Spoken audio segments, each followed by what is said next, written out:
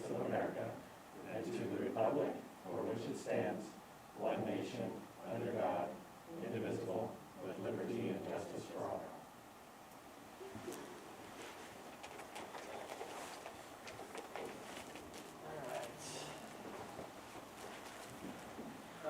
We met in closed session during public employees dismissal. Release government code, thank you. Have a quick statement to read. The board met in closed session and authorized the superintendent or his designee to issue a notice of unprofessional conduct and unsatisfactory performance to a certificated staff member.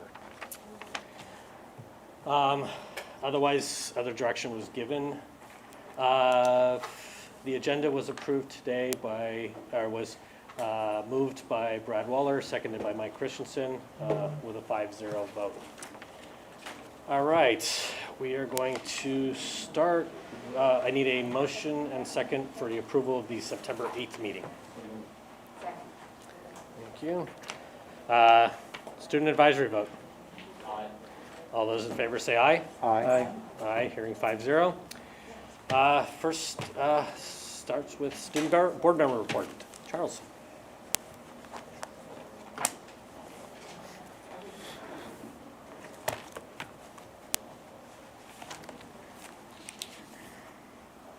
All right. Hello, everyone. I'm Charles Stearman, and I'm the student board rep. So I have a few reports from ASB. So ASB has finished sending out masks to students that come with our Spirit Packs from the online web store. And we are working on starting up online clubs at Redondo Union, which will be monitored by ASB representatives. And this will allow for multiple opportunities for students to continue to be involved during online learning. We have also created a Google Classroom information page for freshmen and new students.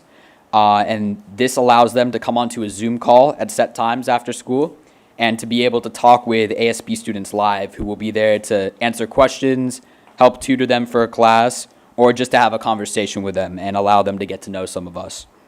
And this allows all students to have extra access to extra help with their classes and meet new people that they wouldn't have had the opportunity to meet during distance learning. And I also wanted to thank you all for nominating me for the Skechers walk video, and I've submitted the video to Han Archer and the Friendship Foundation. Thank you. Very nice, thank you. Dr. Keller. All right, so back to school nights. Want to obviously thank our elementary and middle school staffs who obviously held very engaging and informative back to school nights at their sites. And we know the high school is coming up, and as well as Dreisler on October 1st. And we were lucky enough, Dr. Wesley, myself, Ms. Phil, and Ms. Flynn was there as well. As a parent, it's random. I thought you were invited, and then I realized, oh, you're a parent on back to school night at Adams for Leslie Spainhauer, who is our Teacher of the Year. And so we were able to surprise her. I think we scared her at first, actually, because we were all on there as discreetly as we could. So anyway, long story short, she's moving forward in the LA County process, and so Ms. Spainhauer will be her advocate along the way, and hopefully she'll wind up making it to the state as well. I want to just acknowledge all the hard work that's gone into the Race and Equity Committee. Our first meeting is October 7th. We're excited. We had over 150, we had, I think, exactly 159 applicants from the parent community. We contacted them, and every one of them has gotten back to us very quickly and very positively, and excited to be part of this committee. So we will keep you apprised along the way. And I want to thank Mr. Brown, the solid RUHS assistant principal, for his leadership in this process. And he's been very helpful to have it as a partner in this process. We did order 225 24-inch monitors for our teaching staff. We, some of us were able to observe our teachers in their classroom and their little laptop, visiting multiple times, on their screen, in their room, in a corner, and doing the best they can in a smaller monitor on their laptop. And so we asked our teachers how many would like a 24-inch monitor, and essentially about half, almost half of the teachers said, I could absolutely use a monitor and make my squares bigger for each student that is comprised in those squares. So that is a positive thing. Ideally, we'll have those monitors by the end of the week. We'll tag them and we'll get them out to the sites as soon as possible. So I want to thank the board for pushing that forward. And then what I wanted to share with you, it's going to take a few seconds, and this is the best of my ability, and I rarely try to manage your expectations too much, but understanding the reopening schools process is tricky. But I'm going to take a shot here, and I've put several pieces together because we're getting questions about when and can we return to in-person schooling. I think that's the million-dollar question we continue to ask, even with the success we've had with the reopening of complete distance learning here in Redondo Beach and elsewhere. So just a few slides here, but I just wanted to kind of walk you through this process. The California Department of Public Health and LA County Department of Public Health is currently, we're in the purple tier, tier 1 as we like to call it. And this indicates the virus, in their words, is widespread. And that's, of course, according to the health departments. Now, I get parents that send me emails saying, it's not widespread, how dare you, it's not my word, it's the health departments. Different group. And the move to the next tier, which is tier 2, the red tier, a county must have been in the current tier, purple tier, that's where we're at now, for a minimum of 3 weeks, which we're essentially there. And further, a county must meet criteria for the next less restrictive tier, to move to that tier. And the COVID, the two measures they use is the COVID positivity rate, which should be somewhere between 4% and 7%, which we are doing well in that category. And then the one-day total for the new cases, COVID cases for every 100,000 residents is 5 to 8, and we aren't quite there, according to LA County, and I have not looked at the dashboard today. And this needs to occur for 2 consecutive weeks to progress to the next tier, which would be obviously moving from purple to red. So schools in the widespread purple tier are not permitted to reopen in-person instruction unless they receive a waiver from their local health department. And currently the local health department is not honoring those or allowing us to apply. And LA County Department of Public Health is not offering those waivers at this time and has not given us a specific timeline as to when that will occur. And then schools can reopen for in-person instruction once their county has been in the substantial red tier for at least 2 weeks. So you moved out of purple, then you need to be in red for at least 2 weeks. However, until such time, districts are permitted to provide in-person services to identified vulnerable populations, which we're going to talk a little bit about again today. Ms. Silberling is here, and she's going to talk to us about that. And then why this may cause confusion, and my team, we talk about this all the time, and I want to thank them for asking me to enhance this a little with these pieces, because people say, well, wait a minute, we have kids on campus. I don't get it. We are a great example of finding the specifics in the language we get from the LA County Department of Public Health. I wouldn't call them loopholes, I'll just call them we follow the letter of the law and the spirit of the law, or the spirit of the language is probably the better way to say it. And so we have CDC on campuses because there is a child care piece within those guidance components that allow us to do that, and many other districts are doing that now. We just happen to start it a lot sooner than others and been very successful, and so I want to thank Teresa Van Dusen and the entire CDC staff for that.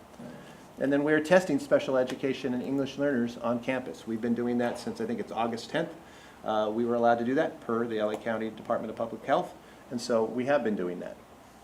We opened special day classes this week. Jessica will be here shortly and sharing the great success that began on Monday. And we are looking at conditioning options for athletics. And I know Dr. Alpern will be sharing more about that as we move along in this process. And we're following the California Department of Public Health and the LA County Department of Public Health's guidance on that. And we are considering providing other on-campus learning opportunities, and those are being planned right now to follow these LA County Department of Public Health guidelines. The key piece, this is one of the big concerns I get from parents when they call, is the above on-campus experiences follow LA's bold here, very important here, I did that on purpose, LA County Department of Public Health guidelines. Because people confuse us with these other counties. This is the key piece. People watch the news and they see what's happening in Ventura, and they say, why isn't it happening here? They see something that's happening in Orange County, why isn't it happening here? We're in LA County, and so that line of demarcation, if you will, is significant, and so that's why we do it.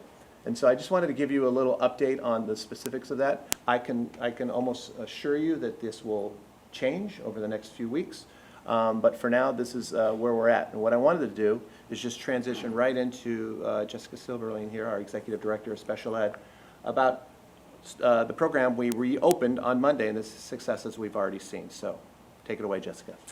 Yeah, so again, to echo Dr. Keller's language, really following the LA Department of Public Health guidelines around very strict cohorting for bringing back students in person with special needs. It's a targeted group that they have allowed us to return for in-person, but there are very strict cohorting guidance around how they can be on campuses, and we have done a tremendous job. I applaud our principals, our teachers, and our support staff that have been working hard to adhere to the guidelines, and we've had an incredibly successful 2 days. So right now, of our students who are participating in our special day class program, 26 of the families have chosen to stay 100% online. 65 students have returned in person, utilizing the hybrid model that was discussed at the town hall meeting and at previous board meetings to the 5-day-a-week program and AM/PM cohorts. Across the AM/PM cohort, we've done a very good job of keeping it to under that 12 students with a maximum of 14 people in the room, which is part of the guidelines. And so you can see we have our Jefferson Behavior Clinic that opened today with our 4 students there. The Lincoln Special Day classes, we have 2 of them open. Adams has 2 of our special day classes. Redondo Union High School has 2, and our transition program over at South Bay Adult School, our 18 to 22-year-olds are back and in person. So it was wonderful to see them. They have been incredibly creative. They're utilizing outside spaces, inside spaces. They have the done buckets, the clean boxes, and the kids were so happy to see each other and to be back. There were lots of, you could see happy eyes behind the masks on campuses. That's all we had for you. Can I ask a question? Clarifying question? Private schools in Los Angeles County are also bound by the Department of Public Health this time? That's my understanding. Okay. And it will probably be that athletic conditioning begins before we're back in classrooms for education, for regular students, yes. Thank you for all the hard work. Thank you.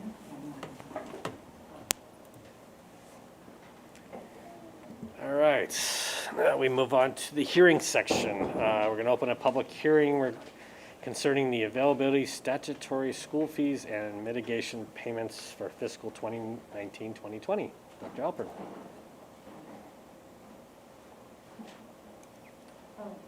Yeah. I know, I'm opening. Do you have any comments, questions, statements? So, okay, so any just want to confirm. All right, hearing no comments, I need a motion and a second to close the public hearing. Second. All right, student advisory vote? Aye. All those in favor say aye. Aye. Aye. Aye, hearing 5-0. Moving on to communications. Public comment. What's that? You missed public comment. Yeah. Yeah. Well, okay, if Hans yeah. is there for communications. Yeah, Hans, yeah. Yeah, no, I've got no written request, I got no anything, so. Oh, If someone comes up, they're welcome to join. I don't see RBTA here. If they're downstairs or what have you, they're welcome to come up. CSEA, AFT, and I don't see PTA, so I will skip to RBEF at the moment on Archer. Hi, good afternoon to the members of the school board, Dr. Keller, and the cabinet. It's really nice to see all of you guys in person, just so you know. It's been a while for me, but I'm really excited about some of the things that I can share with you today. But I'm going to start off with the bummer news, which is unfortunately we have not received the clearance to hold our annual golf tournament, but please save the date for November 1st, 2021 at Los Verdes Golf Course. Plan ahead, we're ready. Skechers Peer-to-Peer Friendship Walk. It will be a virtual walk this year, of course, on Sunday, October 25th. So no excuses. You can walk from the comforts of your home or wherever you will be on that date. So you'll see a lot of promotions and marketing coming from RBF in about another week and a half. Because right now, we are in week 1 of the investor drive, and hot off the presses, as of today, an hour ago, $242,361 already committed by our parents. We are tracking way ahead of last year, 7 days into the drive. So that's so exciting for us, because with all fundraising organizations right now during COVID, a little scared, about whether or not we're going to reach our goal, but we're so excited about doing that. I want to share with you probably tug at your heart investment that we got last week. It was from an alumni. Her name is Terry Holland Weinberger. She is the RUHS class of 1969. She attended Hillcrest Junior High, and then, of course, Toledo Elementary. And this is what she wrote when she made her investment. She said, "With gratitude to past, present, and future educators and staff." That was probably the most meaningful investment that I've seen come through. And for alumni to feel like they can contribute to RBUSD and still be a part of it. What you're going to see on our website next week is an honor roll of our alumni. So for every alumni that makes a investment, no matter what the amount is, we're going to recognize them by their class year and then their name. So my son, Caden, class of 2018, made his investment today. So his name will be on that honor roll list. So thank you so much. Stay safe, stay well, and help us get up to our goal of $700,000 in another week and a half. That's it. Any questions? I do have one. Of course. What is your ask this year for families, parents, et cetera? Sure. Our ask this year remains $250 per student.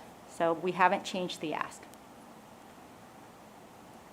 And the monthly payment makes it really simple. And of course, the employer matching we've seen a huge uptick in our parents reaching out to their employers to do that match. So a $250 match instantly becomes a $500 investment for us.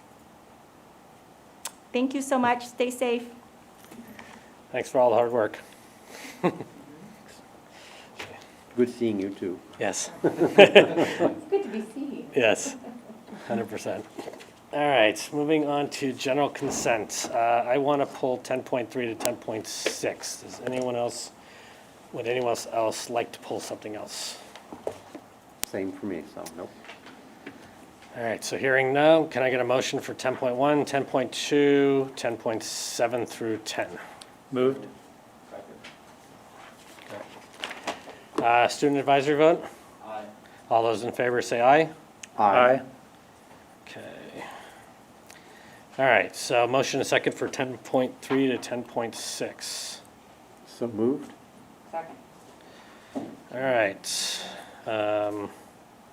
Yes. I think we're going to discuss, if you want to, I think if we need to, we'll have you jump up there. But the reason I wanted to pull 10.3 to 10.6 was, if we all remember last year, we had a lengthy discussion about having the booster clubs kind of fall under one umbrella instead of having multiple booster clubs at the high school. And, during the transition between Ms. Rodella and Dr. Alpern, I think it may have gotten lost, it may not have gotten lost, it may be just, or it's a culmination.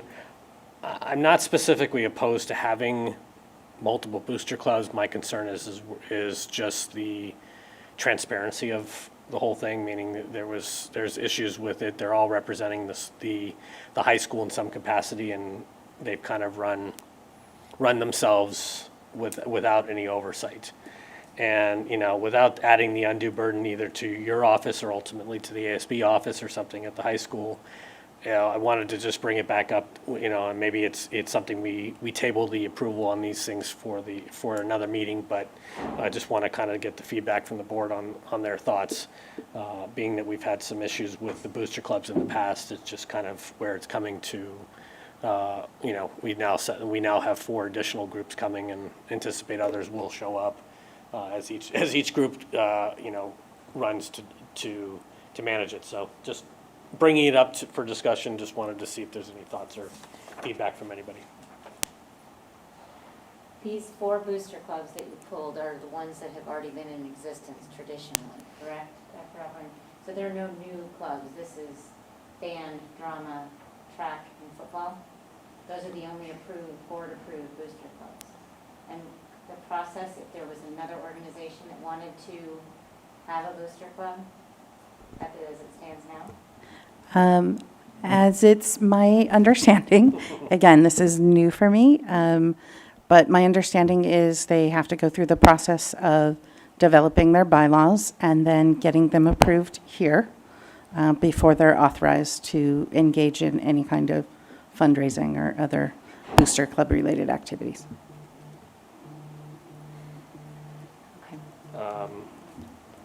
Any other comments on it? Any thoughts? I guess I was part of that same working group. It was me, Brad, Janet, and Dr. Keller.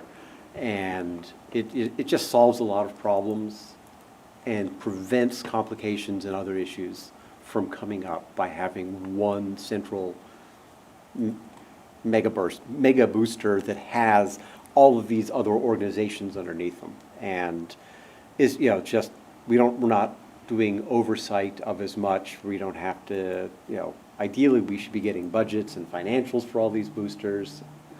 And, I would definitely be in favor of tabling this as long as it doesn't hamstring them from doing anything, which I don't think they are yet, to the point where we can figure out what the real best way of doing this is without having 4 separate 501c3 organizations. So you're suggesting tabling approval of these? Well, I mean, I think for me, it comes down to if the rest of the board is of the premise that they can run autonomously and do what they're doing, then there's no reason to table it. If the feedback that we hear right now is one of, concerned about it, want to see how we can put it under one umbrella or figure out how. I mean, I'm not suggesting that we just dissolve all these 501Cs, but have some kind of oversight. We just have seen things in the past that have been concerning, and so that's the purpose of the discussion. Not so much to say no, they can't have them, or no, we're not going to agree with them. It's more just if the consensus within the board is that we would like to figure out how to do an umbrella for it, then let's table it. That's my recommendation. And if we do an umbrella, that would allow other sports or other clubs, if they needed to be under it. Because right now, if, say, soccer wanted to have its own booster club, would they be able to be part of this mega booster club? I think conceptually, yes. That's my Okay. understanding, that baseball, for example, would then, instead of being part of ASB merged in, they would be part of this organization's structure. Right. And I would suggest, if the board is considering that, kind of a tweener. I've never been a high school principal, I fully disclose that, but I have spoken to one two of them who are in the room today. We have one. And I will And a tell high you, schooler. I would tell you, our recommendation to you would be, because these boosters that are before you, these groups, this would be startling news to them. Because in the past, these have been approved. So my suggestion would be, or our suggestion, I think I speak on the team's behalf, is to at least consider these groups for now, the board, approve them, and then reform that committee to see if the one umbrella is the way to go. We're open to that. We just certainly don't want to usurp or impede the progress of these groups at this late notice, I think is the best way to say it. But you're the board, we'll follow your lead. But I just think between the timing of Janet's departure and COVID, I think it just got put on the back burner. I apologize. You can blame me, yeah. We're But not looking for, none of yeah, this yeah, is but blame, it's I think we all have interest in this discussion, but we want to allow the existing boosters to move forward, at least for now, I think would be our recommendation. I mean, I'm not opposed to it, I would like to, it can be a future board item, whatever it is, but I think the discussion should be, and again, it's, I'd like to see what it's gonna look like if what the conceptual burden is on ASB, or whatever the case would be as a piece, and that's really where this is coming from, not just, hey, we're gonna just shove it down ASB's throat Yeah. and tell them this is what you get to do. Yeah. It's more just, it's kind of like RBF. It's one of those, I'd like people to know when they're giving money that there's some piece of it, and because it represents Right. Redondo, if one of these groups go awry for whatever reason, they're all parent volunteers, and it's, anything can happen, it backlashes back on the district.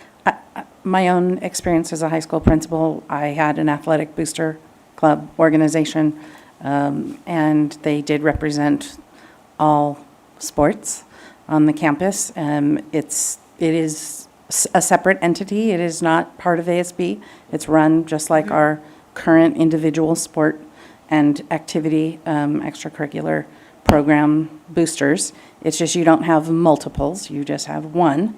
There are some pros and cons of that. It is one, so you've got to deal with issues of equity and representation and oversight. Again, we're interviewing for a new athletic director, so this would be heavily a responsibility of a new athletic director. So they would need to be intimately involved in the development of this, as well as the school administration. I'm not against that umbrella organization, because I suspect that if we really start looking, we see a lot of disparities in funding and support for the various athletic programs. The big three or the big four, depending on how you count them, are the ones that get it all. Mm-hmm. But there are two things that I think need to be considered. Number one is advance notice. I think we owe these boosters advance notice that something's going to change, and I think it would be somewhere in the 6 month to a year range. We need to let them know ahead of time. And then the other thing I would be really interested in is some benchmarking. This is not anything new, and I'm sure that this has been considered in a lot of different school districts and a lot of different high schools what succeeds and what fails. It'd be really interesting to bring that out at a board meeting and say, here are the options. Here's what succeeded in this place. Here's what succeeded in that one. Here are the unrepresented programs at RUHS. Here are the represented. Here's the disparity in funding that they get, and so on and so forth. So I guess kind of what, as Dr. Keller's saying, I think we ought to open it back up. But I think we probably ought to give these booster organizations enough notice that they can really get their arms around it, and also provide their input, because I'm sure they all have things they'd like to say. Yeah, on that end, and I may be incorrect, but my recollection was last year it was communicated to them when they were originally talking about reforming, doing something. So it's not like this would be a complete and utter shock. That being said, their parent organizations, their membership, or not so much their membership, their leadership changes. So I don't disagree.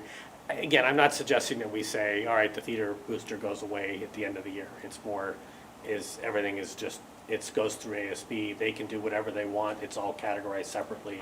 So the theater still gets 10 grand. If they raise 10 grand, that doesn't change. It's just that we have some form of oversight to ensure that money doesn't disappear. That's my premise. So, Yeah, and also part of it was, whether it's ASB or the umbrella organization, they've got the power of making it efficient for fundraising, so that you don't have one group paying 10% fees, one group paying 5% fees, one group paying 30% fees. It's like, oh, how do we do it best to minimize the amount of fees that go off for part of this fundraising? And that was one of the big advantages to creating this. I'll call it the umbrella, because I don't know whether it's a separate 501c3 or whether it's actually under ASB and the athletic director, because we never got quite that far. Direct oversight, there's only one direct oversight, and that's ASB. That's ours. It's audited. It's school district, student council, fundraising abilities. If it's a booster club in any way, shape, or form, it's a 501c3, so you have authorization, but the only oversight we really have is to ensure that they're following the bylaws. But our district does not audit a 501, like our district auditors couldn't audit their books. Well, none of these 501c3s are over 2 million marks, and they're not required to be audited Unless we've got boosters making 2 million, which I want to join them. Yeah. Well, one thing would be interesting to know, because I've never really studied it, is do we have consistency in the bylaws? Do we dictate what We those didn't bylaws dictate need to these say? bylaws. No, these are template. They're template-based bylaws Right. that their individual boosters have utilized. So you can say there's a bit of cut and paste aspect to it.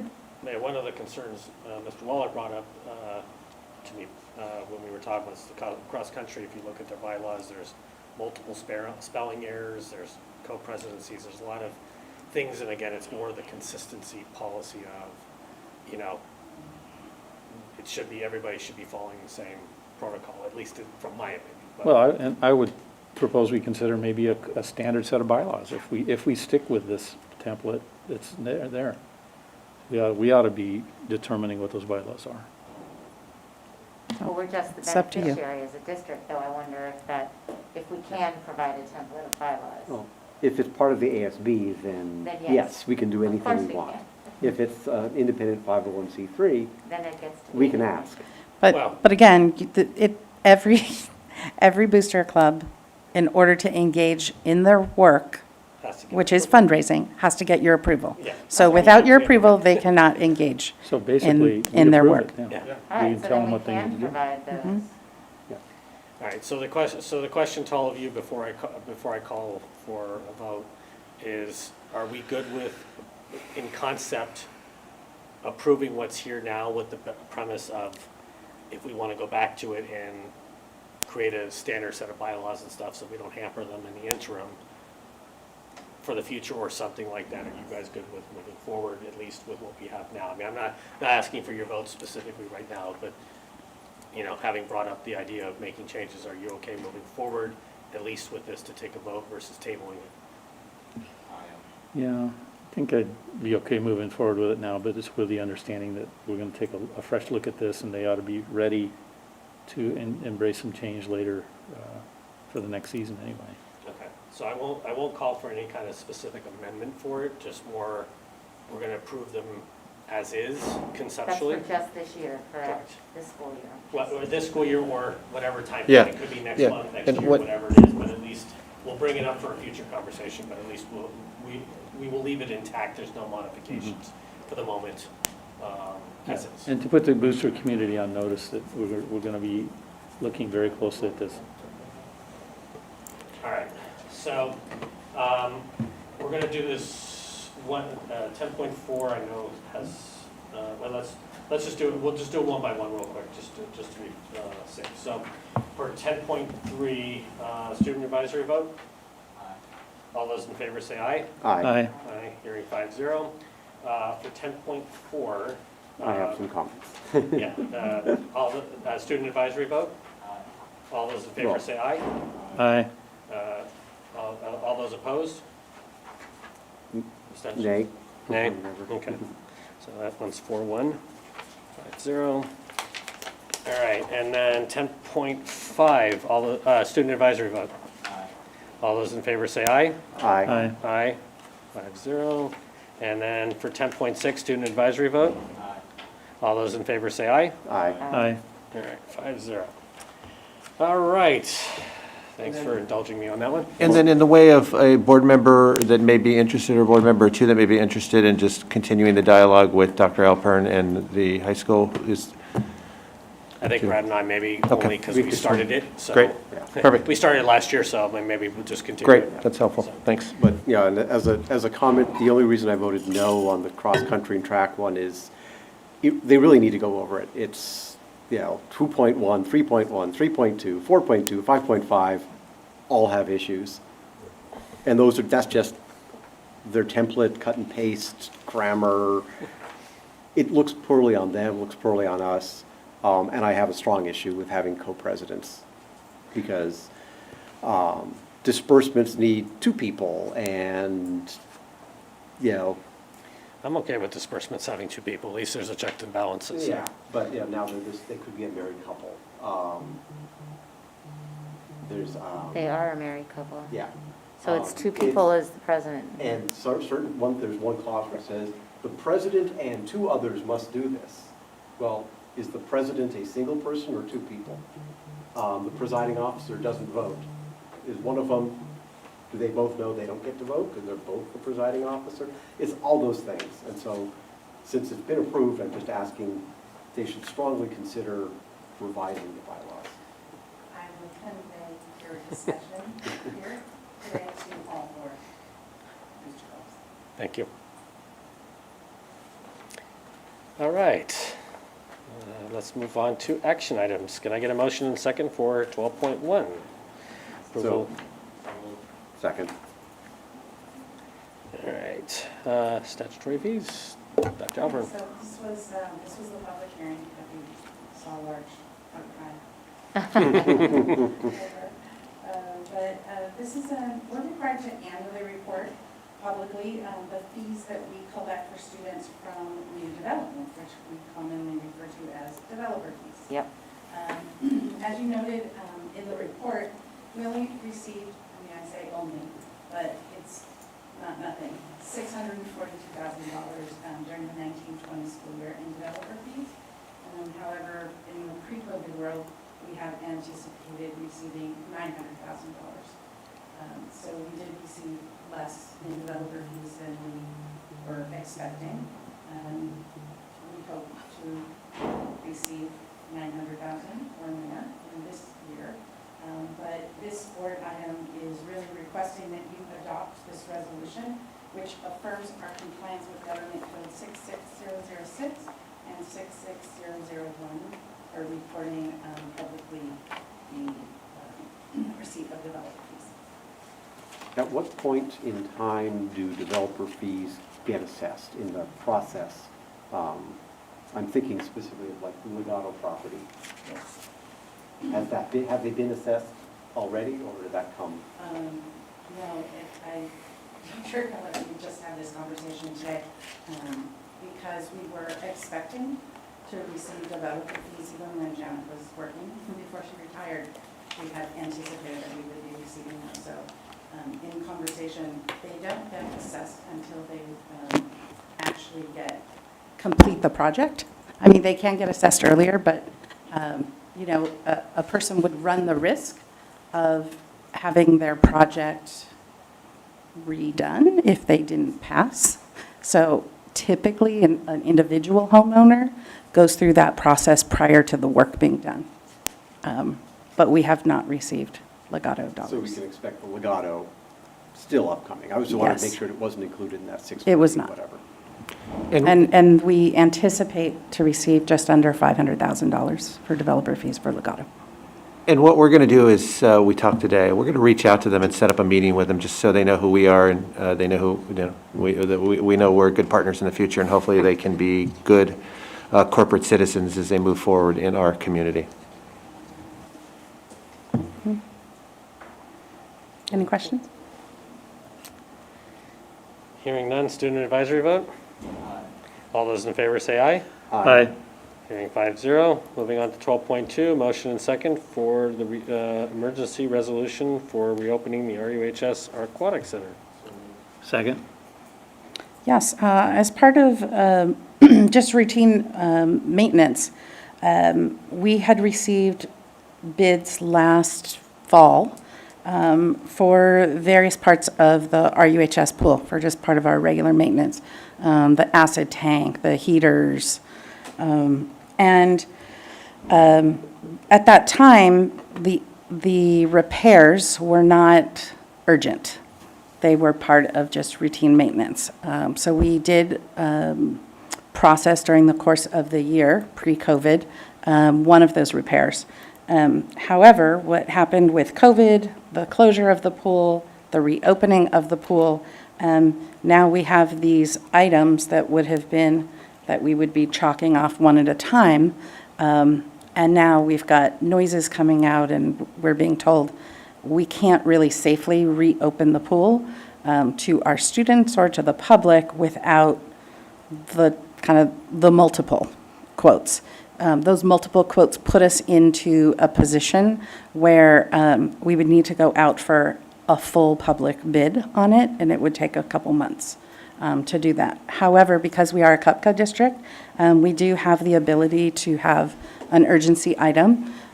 With your board unanimous approval, you could authorize that we take the lowest of those quotes that we've received, authorize the work, and then the county has to sign off on the approval after you would pass this, approve this board item, and then we can have the work done. And I did bring, just because I figured some of you might want to know what it is that we're replacing. So it's the chlorination systems, the 2 large pools, and the 2 large heaters for the pool have to be replaced and installed. That's the biggest amount. And, you know, as it's explained to me, and as I recall, our pool is 10 years old. So it's hard to imagine. It's been 10 years, but the cost of maintaining a pool is not cheap. And so with this authorization and these replacements of new parts, you're basically getting it back to where it was when we opened it in 2010.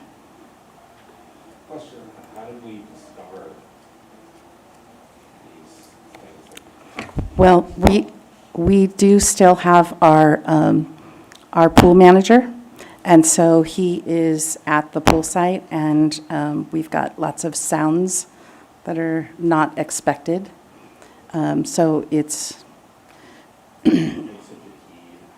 he's been communicating with our director of maintenance and operations around the urgency piece. Is this the pool manager on the job full-time Yes, he is. at the pool? Yes. No longer than Correct. Kind of along the lines of, I think, where Mr. Whitkin was going with that question. What about the rest of the equipment at the pool? Has there been a pretty thorough inspection of the pool to be sure that this is the work that needs to be done now? It is, yes. Because we have a full-time pool manager, we shut the pool down to the public and basically shut off systems in maybe 3 weeks into our COVID closure, so probably early April. So in the process, we're re-upping the systems, and we're doing an analysis. So we can have the original quotes. We can have somebody come out and do an analysis again.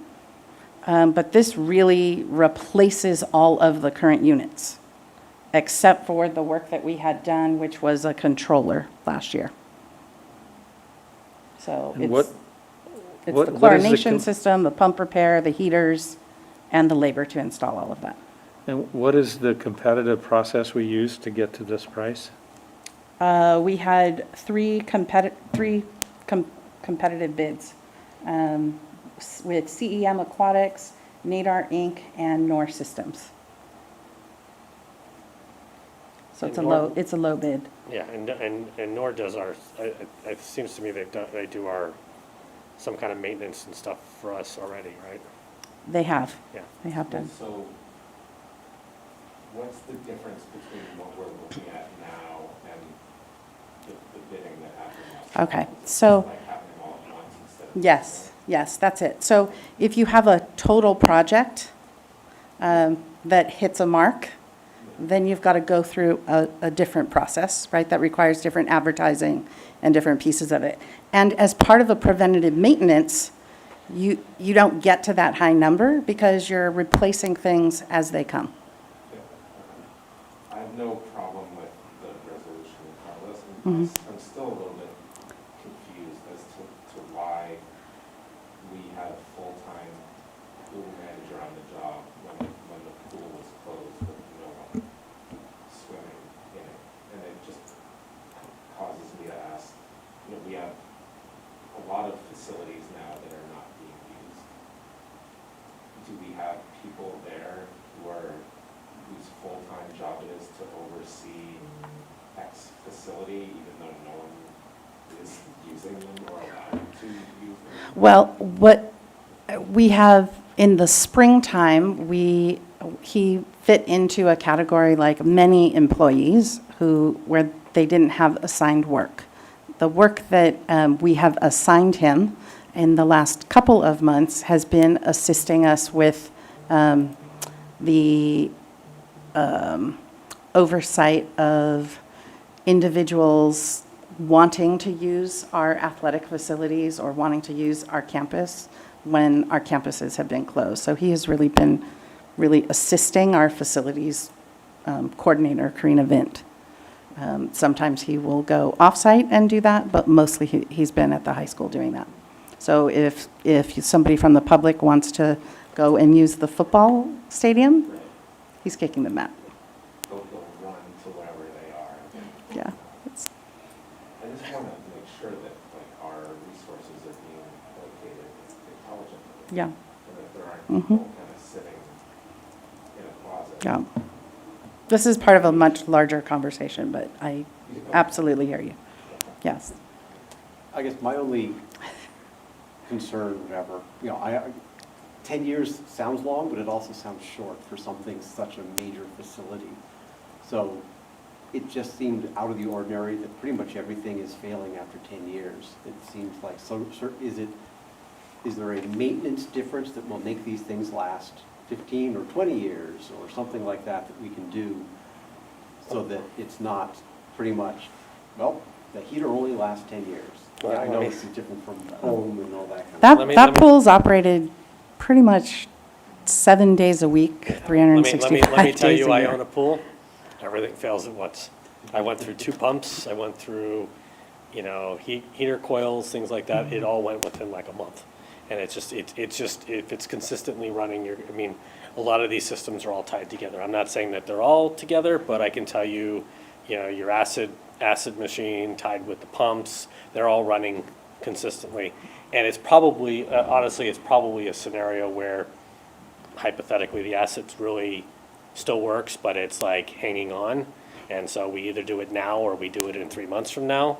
But the reality of the situation is that we're going to reopen this pool and going to make it available conceptually 24/7 in the next few months. I think it makes far better sense to replace it now if it's kind of like, because most of the repair guys will come out and go, well, it's like I have a 15-year-old air conditioning in the desert, and they're like, well, you should be replacing this at 8. And I'm like, well, does it work? Yeah, but this is firing wrong, and so at some point you make the decision. So I don't think that most of the things on the list are unreasonable, and it sounds crazy that they would all go, but it's probably, some of them are intertwined to each other, so one will go, the other will go with it, so. Yeah, I don't and have thank any you for bringing up, I think, an important piece of this item really does have to do with the urgency of bringing students back. So we want the pool to be available to our swimmers and our water polo players, and then next up to the public and bring in some revenue again for the use of our facilities. I'm not at all questioning whether we do this. It was just more. Yeah. Surprise. It just seemed that lifetimes, I would have thought lifetimes would have been a little longer. And so if there's anything we can do in the future so that it's not an every 10-year very large expense, that's what we should do. Thank you. I do have a question about athletics. You mentioned that we're thinking about bringing people back to condition or whatnot. Did that include the pool? Yes. And if we wouldn't be able to open the pool if we authorize this, is that correct or not? The goal would be to be able to get this done before we reopen. Open the pool. So it would be able to still open this school Yes. year? Yeah. Oh, yeah. Okay. Yeah, this stuff should be maybe 1-2 weeks, give or take. Mm-hmm. I don't think it should be it's just big equipment and very expensive. Right. Well, then we definitely should get it done while we have the Yes. opportunity. And North Systems is willing to honor their price even though it's a little bit old? Yes. Yes, we've confirmed that. Any other questions? Student advisory vote? All those in favor say aye. Aye. Aye. Hearing 5-0. Moving on to 12.3, recommendation to adopt the RBUSD Learning Continuity Plan, LCP, and its many incarnations. Can I get a motion and second, please? Second. Any questions? Yeah, there's nothing new to share. We're just happy to I get know, this I done, was and just- yeah. kudos to Dr. Wiles. Is this the same as what was presented to us last time, or have there been revisions? Small updates? The first one was, I believe, 30 pages, second was 37, 38 pages, so there were some revisions, edits that were provided by CDE and Susan, Dr. Wiles, yeah, 38 pages. Yeah, I mean, I looked at both of them. I mean, I call them minor changes in the thing. I mean, I call elaboration than anything else, so. Yeah. The updated version is on our website.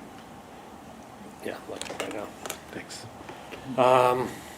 Okay, student advisory vote. All those in favor say aye. Aye. Okay, moving on to 12.4, motion to approve the 2020-2021 benefit rate for certificated employees. Second.